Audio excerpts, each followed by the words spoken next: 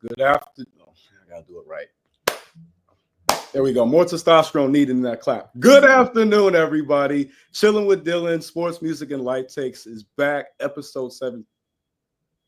Gosh, whatever they're doing upstairs is no concern of me. Uh, Back for another episode. It's been a while since I've been able to do an interview, but I have an amazing guest with me. One who I met back in 2023 at the NIL Summit in Atlanta, Georgia, at the College Football Hall of Fame. Not only talented on the court, but also a beast in the journalism world as well, and a beast in the sports world, someone who is killing it and just shining repeatedly. So it's awesome. And she's got some upstate ties too. So you know what are the odds? What are the connection? And some AUC ties actually. So I'm learning everything. But I've got with me an amazing guest, the wonderful Miss Madison Page. Welcome and thank you so much for coming in. Thank you so much, Dylan. What an intro that was. But thank you. I'm so glad that we got to sit down and talk. It's been a few years since the NIL Summit, but I mean, I love the experience and then the chats that we got to have when we were there. So I'm excited. No, it was a blast. It was a blast, and I mean, I'm sure when looking back, I don't think that experience is going to be top. So no. You know, hopefully they go back and look at the 2023 film and see that's the standard. Right now. Yeah, that's for sure. They're going to look back at it and be like, okay, we need to bring all those people back. Every single event that we had, everything needs to be brought back. So, yeah. Hey, look, I mean, hey, I'm just saying. They want to have me with a panel or whatever. Just putting it out there. Just putting it out there. But you know, super talented volleyball player. You played at both West Virginia and UAB, where you got your bachelor's. Yep. You know, to start, how old were you when you first started playing volleyball? Wow, I first started playing volleyball in 7th grade. So I think I was about 12 years old. Okay. And it was the last thing that I wanted to do. Like me in sports, It was the last thing. No, I wanted to be a cheerleader. I wanted to dance. I wanted to do all the little cutesy. No. But I also was like 5'10" in the 8th grade. So I kind of got to a point where I needed to pick up a ball. Okay, because I was about to say like what inspired you, but being the tallest girl in your grade, that's always a good inspiration. Well, yeah, and I come from an athletic family, so. And that was gonna be my next question. So I, you know, in doing some research about your family, I saw that your father, Solon Page, did I pronounce it right? Solon Page. Solon, okay. Mm-hmm. Solon Page Jr. He played football at Delaware State University, and your brother Solon Page III played college football at the University of Tennessee. So I see that you come from a very athletic family. I'm gonna definitely have to ask who's the best athlete in the Page family. Who's the best athlete? Ooh, see, my dad, he still like tries to compete with us and still tries to get out there and running and doing all his things. So he really kept us going. So I think in that aspect, he's one of the better athletes. But when it comes to, I don't know, all around athleticism, I'm going to give myself that because I dabbled in a lot of different things. So okay. So when you were playing volleyball, what about moms? How about Mrs. Page? See, Mrs. Page is really big on basketball fan. If she hears that you played basketball, she's at every game. She's cheering all the time. She's watching it. She's keeping up. She doesn't care where you're at, what you're playing. If you're playing basketball, she's supporting it. Okay, ball is life. Okay, so all right. So the Page, so I was right on my assumption that the Page family is an athletic family. Very much so. Okay. Very tall family too. So yeah, you know, I could see that. I believe it. You know, they say height leaves clues, so I believe it. Now, what were the most impactful lessons that you were able to learn from, you know, your father, your mother, and your brother in coming from such an athletic sports family? Yeah, I think something that I really learned from my brother was to just always remember and stay true to who you are, because everything can go in the blink of an eye. So I think that's something I really learned from them. From my parents was even when I was deciding on what school I wanted to go to. Sorry, I don't know what that was. Even when I was deciding on what school I wanted to go to, my parents were really big on, if you don't want to be in that university, if you weren't playing your sport, do you want to be there in the first place? And I think that's something that I really needed to understand as I was going through my process. Like, do I even like this school, or do I like what the school's representing? Like, would I even want to be here if volleyball were to go in a blink of an eye? So that's something that I really had to learn. And that's the honest conversations that parents of Division I athletes need to have. Absolutely. I mean, these schools, I mean, it's different now with NIL. It's not like you're getting nothing and they're using your image, they're using your likeness, but you still have to think about you're making an investment. It's your time. You can't get that back, regardless. Absolutely. So that's salute, and I mean it makes sense. It's on brand. I could tell you got a great head on your shoulders, and I can just see it in your foundation. So salute to. Okay, I butcher names. Solon. Solon. Okay, Yes.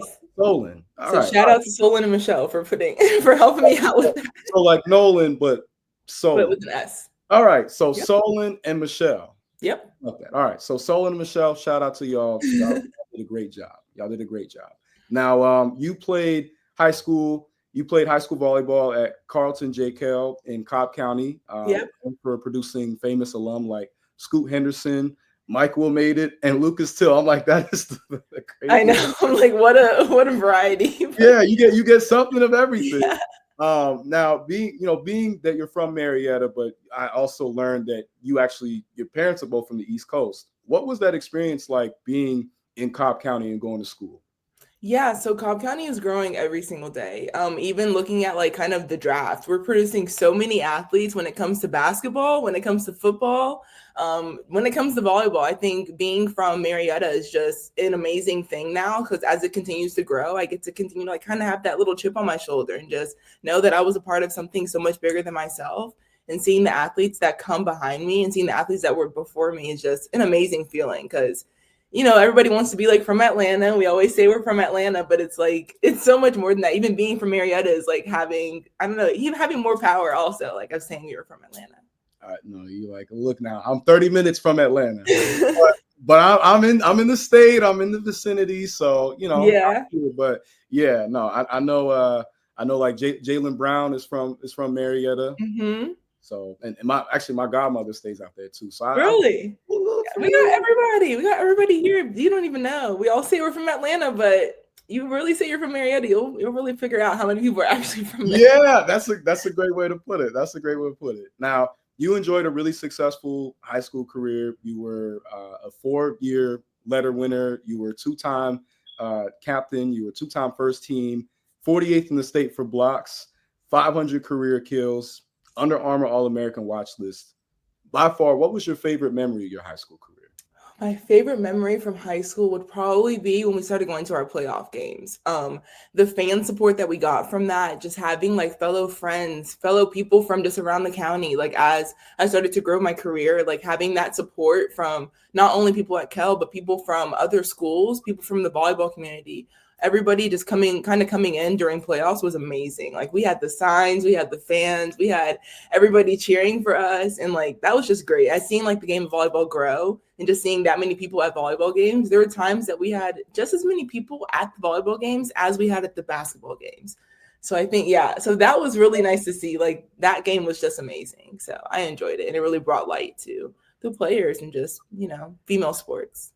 Absolutely. Well, that's so huge right now. There's never been more of a big interest in women's sports. But as a woman in sports, what do you feel like has been the greatest thing that you've witnessed in that growth? I think the greatest thing that I've witnessed in women's sports is just the continuing support, just not even from the women, but from the men in the community. Just seeing how many men are wanting to see women succeed and how many people are putting forth the effort for finances and just like publicity and putting towards women's sports. Like I was in Dick's Sporting Goods the other day and they had a whole section just for the WNBA. And that's just like not something that you would have seen in a few years ago. And just like seeing different athletes like pave that way for women's sports, like basketball's first, but then it's like volleyball having their own pro league. And then you have like other sports like lacrosse coming in light, softball coming into light, like all those women's sports starting to come. It's just like, it's amazing because we deserve the love too. And then people are seeing that. And it's just as exciting to watch. Look, I have the few times that I ever tried my hand at volleyball, I got cooked. And it was like in a game, it was all women. And I was just like, got humbled a little bit. there was limitations. And I was feeling myself. I'm like, I'm pretty good at basketball. I got vertical. Yeah, no. There was no comparison at that point. I was like, there is limitations on what I can do, so I have to be real with myself. So Yeah. to speak to that though, it is amazing to see, and I've known and been able to witness women athletes that are killing it at the highest stage. So it's awesome to see that support, because it's needed, and it should Yeah. have been there. It shouldn't have taken this long, you Yeah. know. So salute to that. Now you had a lot of opportunities to go to big programs, but you chose to go to West Virginia. Mhm. What was it about the university and their volleyball program that most stuck out to you? Yeah, so I'm a big Southern girl. I was very, I grew up in the suburbs. I had my touch with Atlanta, I had my touch with Marietta, and I needed to be able to branch out into something different. Schools that I could have gone to, like, yeah, I enjoyed their programs, but they also were kind of close to home.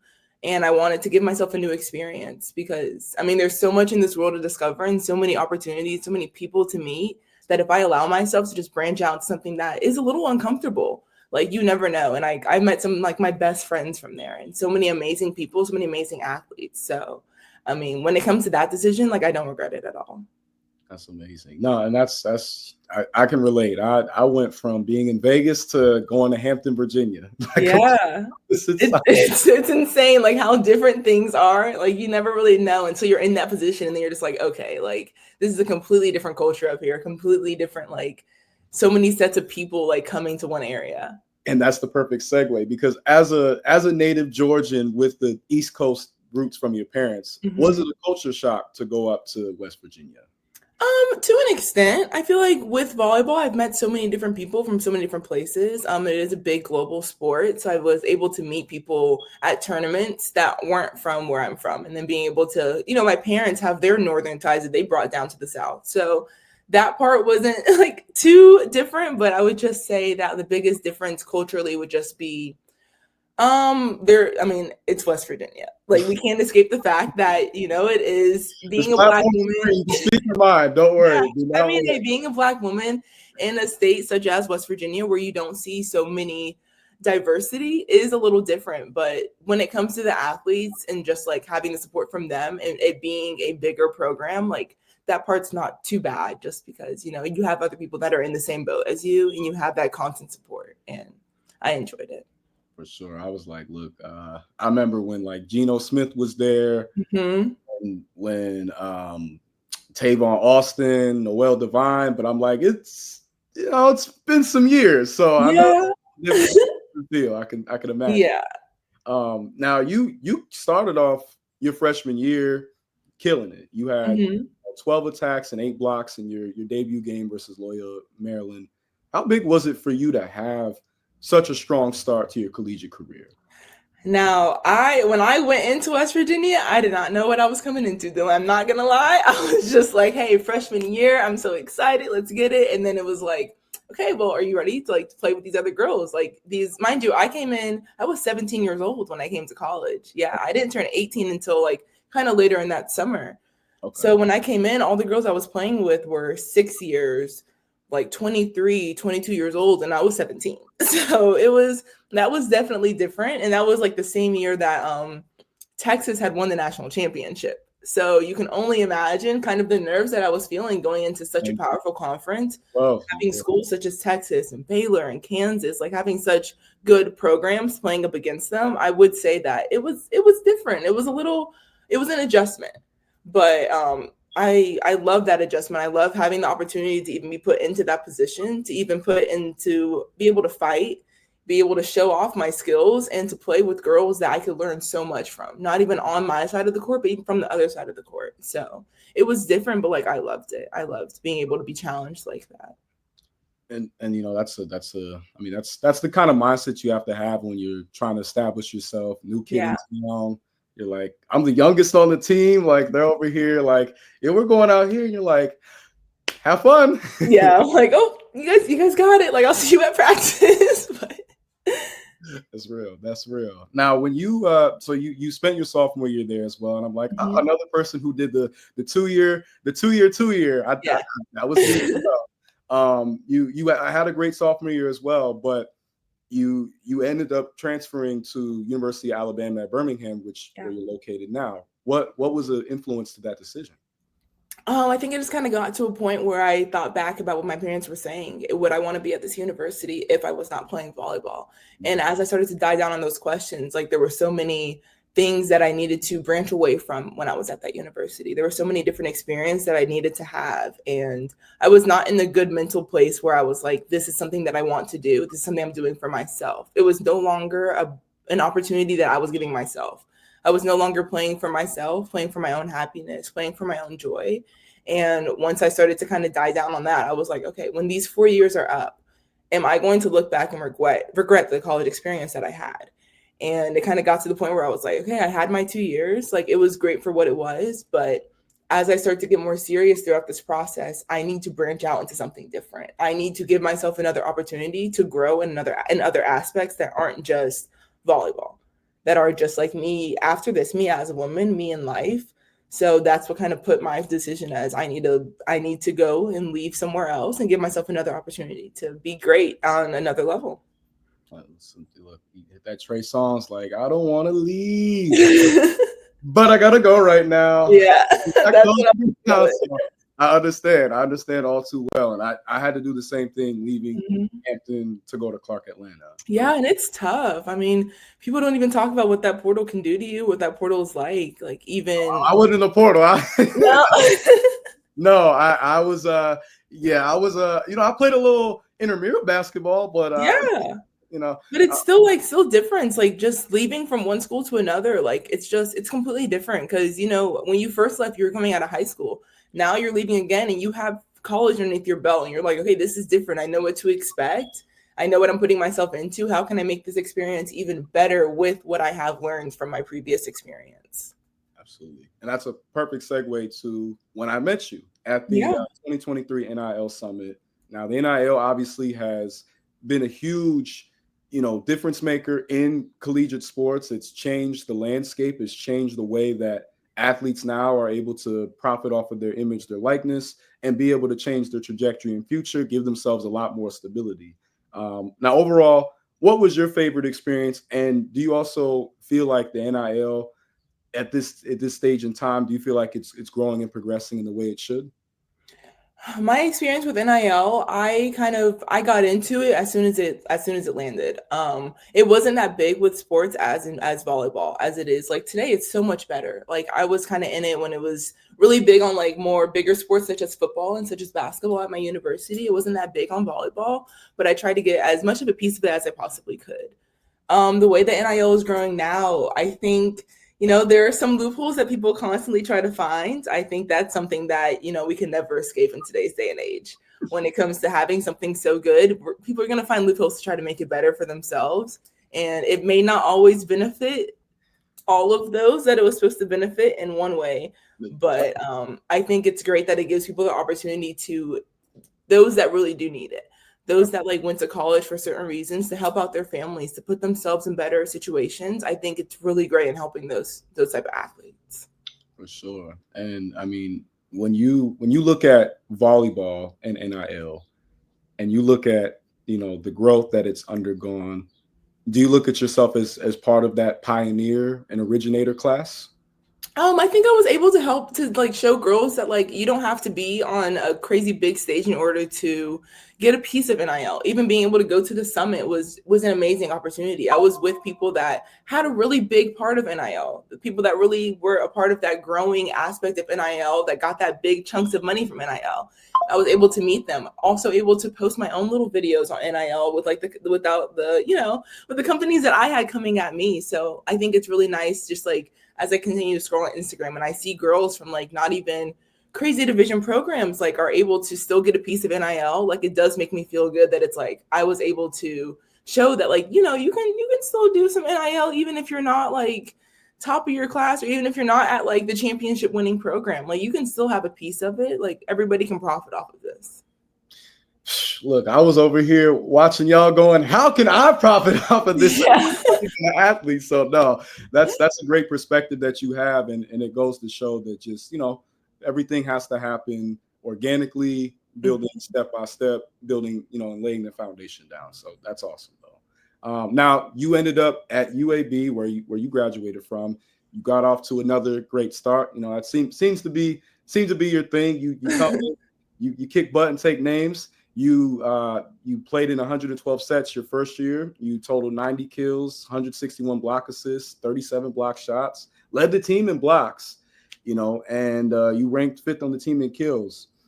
How important was it for you to, now that you had that collegiate experience from West Virginia, and now you're in a whole different conference in the Atlantic Athletic Conference? How important was it for you to come in and hit the ground running?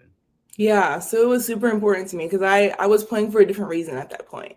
I was playing for myself. I was playing for my own happiness, and I was playing because I needed to remember why I got into the sport in the first place.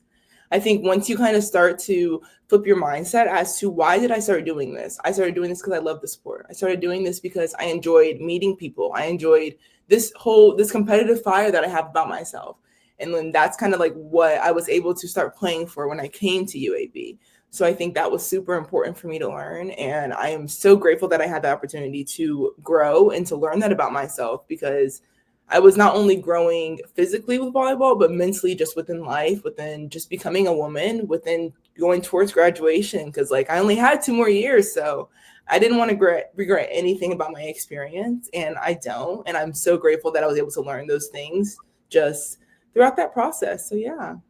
For sure. I mean, and then you went out with a bang as well. Your senior year, you achieved a career high 349 striking percentage. You achieved your career high in blocks against South Florida with 10, and got over 200 blocks for your career. When you look back at that senior year that you just had so recently, by far, what was your favorite moment? Oh, my favorite moment my senior year. I think it really was that South Florida game. It was kind of going to the point where it was like, okay, this is going to be our last game. Not only this is our last game as this team, this is my last game as my college career. Do I want to go out thinking, oh, I regret what I'm doing? I regret how this ended. I didn't want to regret anything. I wanted to leave it all on the court so that I could be content with my next process, so that I could look back and be like, I did everything that I could. I was enjoying myself. I was putting it all out there. I was supporting my team and throughout my process. And that's what I really was playing for that game. And I think it was completely different. Just, yeah, we lost and it sucks, losing just as an athlete, it sucks. But Not you laughing look at that, back, it's just- yeah. but I mean, hey, if you can look back and say, I'm okay with how I played, I'm content with the effort that I was able to put out there and the support I was able to give my teammates, it makes those kind of losses not too much of a loss, because on the scoreboard you lost, but then when you look back at it, there's so many things that you won within that game.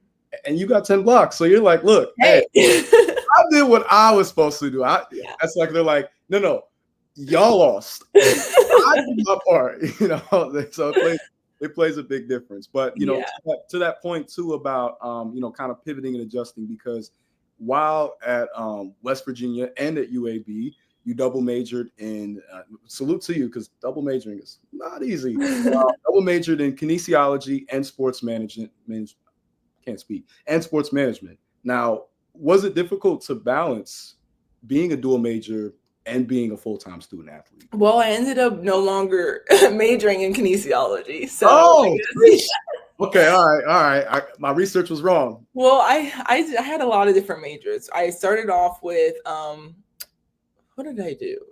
Sports psychology, and I wanted to be a sports psychologist, and I was really big on the mental in athletes and growing the athletes and their mentality. But then it kind of got to a point where I was like, I don't really know how I'm supposed to help you with your mental when my mental is not in the best place when I was at West Virginia. That's honest right there. Yeah, so I was just kind of like, okay, I'm at the school, my mental's not that good, so I'm not quite sure how I'm supposed to learn and help you with your mental. So I ended up kind of figuring out what I enjoyed, and something that I really enjoyed was interviewing athletes, hearing about their stories, being able to stay in that realm of talking to athletes, and just so many different aspects within sports. And it went me to majoring in sports broadcasting. And I was a sports and adventure media major at West Virginia. Then, hey, once I transferred, I was a sports communications major at UAB, because that was just kind of like the major that they had for me. And here I am, just kicking it off of our sports broadcasting. So yeah. Oh well, I mean, it's awesome to see someone who is going down a similar path. And look, I'm gonna tell you though, I'm gonna be real. Whoo! It ain't easy. Like, Oh no. anybody who says that it's a walk in the park is lying to you. Hey, if it was easy, everybody would be doing it. And if it wasn't us, it'll be somebody else. There So you go. There you go. And you've been killing it now with your page that you just started, page by page, which I love the little wordplay. I love it. I love it. thank you. Long term, what do you see the vision with that? Long term, I really want to. My biggest thing is to just help athletes give themselves a place to talk about who they are as people instead of who they are on the court. So many times people judge athletes based off their stats, based off of how they played a game. And it's like they'll love you or they'll hate you, but they will never know who you truly are and who makes up that person that won that game and that person that lost that game. And I think that's so big on separating an athlete from their personality and their stats. So that's something that I really want to take long forward, is to make that change and to be able to just give athletes that point of like, you are more than just your sport. Like, you are more than just the game that you lost or the game winning shot that you had. Like, and that's something that I really want to branch out long term. When it comes to my page by page, I want to take it as far as it will go. And I don't see anywhere but beyond the stars. So that's something that I really want to do. And as I just continue to make athletes feel comfortable, and I just want to make sure that they're able to put it on their pages and they're able to talk about whatever they want to talk about, because there's no pressure in this world. And I think we put a lot of pressure on ourselves. Look, they got to take a page from page. We'll play on words there. Okay. You see it? Well, you see it? No. But that's awesome. And I mean, it's crazy you say that, because that's kind of like my manifesto and my motivation for this. You know, I definitely, as someone who I didn't get to reach the levels of athletic, you know, acumen that your pops reached, that your brother reached, and it sounds like mom is probably nice out there on the court too. So on the court. Hey, I'll give I'm it gonna throw to mama page out there. So I didn't get to reach those levels, but I always had the love, and I always also wanted to explore the human side. So you know, just giving athletes the opportunity to be their natural self, to not feel like, oh my gosh, like everything that's gonna be said is gonna be dissected, and no, just be your natural self. And I was very lucky that I got to see great athletes, you know, near me and by me, and saw, okay, yeah, there's hard work and there's God-given talent, and then there's hard work and God-given talent, and that's another level. Yeah. So to be able to still explore the humanity behind that, though, I think is so important, because you know, y'all are more than just the sport. Right. At the end of the day. And, I mean, there was somebody before they picked up that ball, and that's something that I really want to get to. Is like, you were a person before this sport came into your life, before it kind of, some people overtook their lives. And I want to be able to, like, you know, peel back those layers and bring out, like, why did you even get started in this place in the first place, and who was the person that got started? Because, you know, you're a completely different person from when you first picked up the ball to when you finally put it down. Absolutely. Now, I guess to ask you, what is something about you, or an interest about you, or a talent that people would never know? Ooh, talent that people would never know about me. That's a tough one. I don't know. When it comes to that kind of thing, like, I feel like I'm a pretty open book. A lot of people didn't even know I was big on interviewing athletes. I think when I was going through my process, I was always the person being interviewed. And people knew that about me, and they were like, you know, like, you're good with talking to people. And I was like, but I actually enjoy asking people questions. I actually enjoy peeling back those layers of people. Like, that is something that really does bring me joy. And then I think a lot of people think that it's easy to get to a content mind space within yourself and within your sport. And I think that's not true. And I think even as I start to, like, talk to younger athletes, they'll ask me questions about that, about, like, how did you become okay with things not being okay? And I think that something that people don't know is that it wasn't always like this. I beat myself up just as much as everybody else. Like, I allowed my sport to overcome me just as much as everybody else. And it just all comes with your mindset and perspective. Sports really big on perspective and how you look at things, because not everything's going to go your way. And once you kind of change your mindset as to being okay with how things are going, like, I think that completely changes who you are as an athlete and who you are as a person. Look, I got to take a page out of your page, because you couldn't have said it any better. But absolutely, a couple more questions. You know, I know you got you. Yeah, you're good. You know, to that point about your mindset, your mentality, what helped you stay motivated and keep going in your journey? Yeah, I think something that really helped me stay motivated was just thinking back as to why I am doing this and not allowing it to overcome me. I think I stay motivated with the people that are around me, within the family, the sacrifice that my family put towards being in this position, the sacrifices that I put towards being in this position, and not letting it all go to waste. Understanding that, like, it's not always as serious as we like to make it. Like, as athletes, as people in this society, like, letting loose a little bit and understanding that, like, it's okay. Like, at the end of the day, like, it's you versus you. You're going to go through this journey within yourself. You're going to grow within yourself. You came in here by yourself. Like, you're going to leave by yourself. Just like, that's something I really always remember. It's just like, every situation that I put myself in, everything that is going on in my mind, I can deter it so much. I can, if I tell myself positive things, I will start to believe them. If I tell myself negative things, you will start to believe them. So it's just, that's something that is really big that I think a lot of people can learn also. It's just, the person that's in this head is going to be can be the most harmful person and the most helpful person to you. Ooh, $5 in your collection. You're speaking facts. You're speaking so true.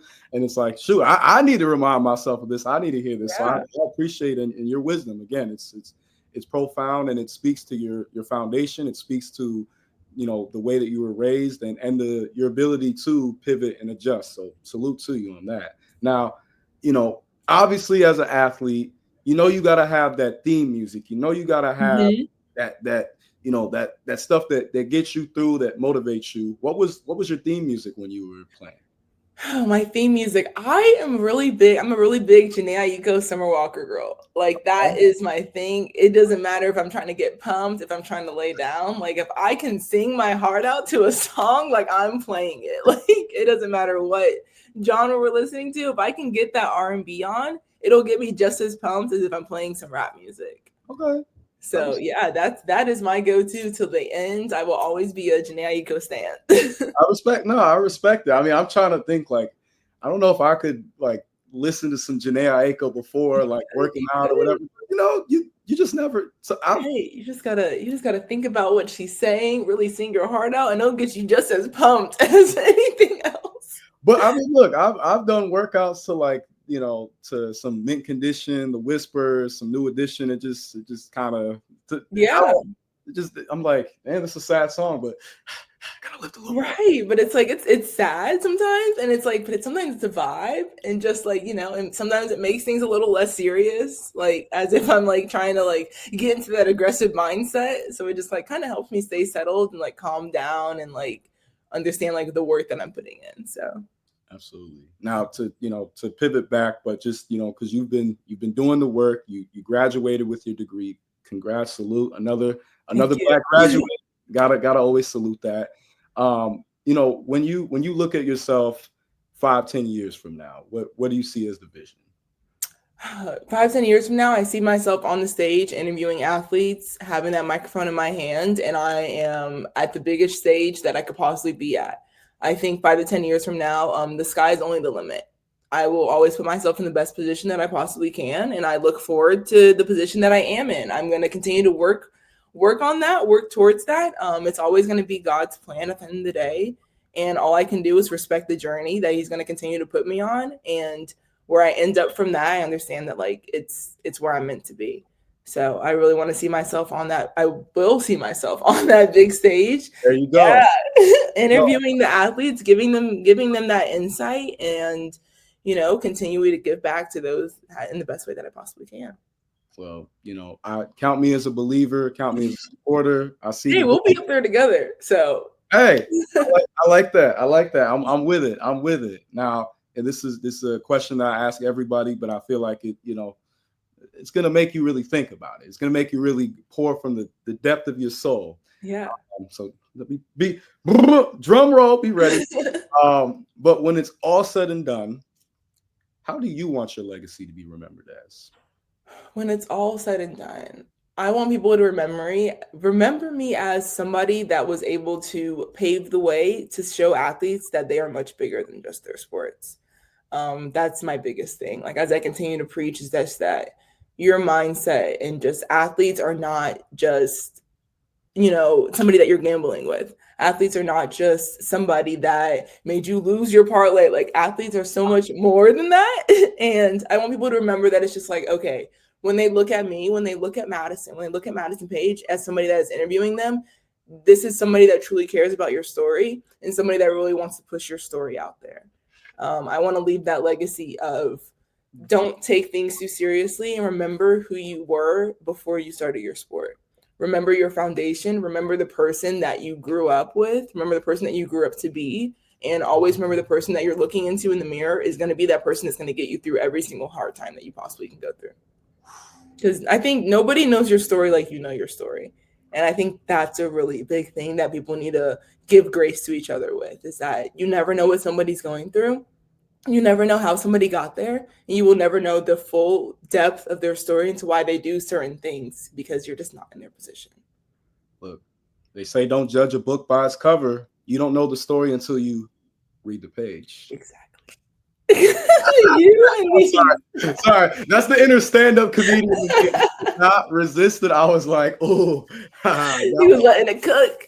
I feel like you had them all lined up, just waiting for them. I saw with the last name page. I said there's so much. You were just waiting for the opportunity. You just needed the opportunity to use them. All we need is a stage, God. That's it. Well, Madison, though, I do really appreciate so much. You drop so many gems. You drop so much knowledge, so much wisdom, and I think hopefully people when they meet you, they can feel that light, that joy, and that care and that thoughtfulness. That makes a huge impact, especially as a journalist. Like you said, people are so used to just putting y'all into that box of you're an athlete, nothing more, nothing less. But bump that. Y'all are more than that. Y'all got to that stage for a reason, but there's always other layers. There's always other parts. There's other pages to the book besides just the sports. Look, I'm gonna stay on the page, right? But to flip to another page.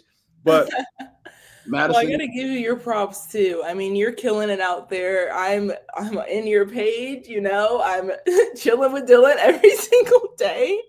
And I just think that what you're doing is also just as great. And, we're all out here watching you, and we love the opportunity that you're giving to athletes, giving yourself, giving your perspective and your mindset, even when it comes to just with sports. With basketball, I'm watching. I continue to learn from you and your mindset every single day as we were going through those playoffs. We were talking about them Pacers. So great job to you, and giving you your flowers also. I love to be able to spell them all, so I appreciate it so much. But thank you. And make sure before we wrap this up, make sure promote your where can people find you? Yeah, you guys look at Page by Page, dropping interviews, lifestyle, all things sports. You want to hear more about your fellow athletes, who they truly are as people, not even just as athletes.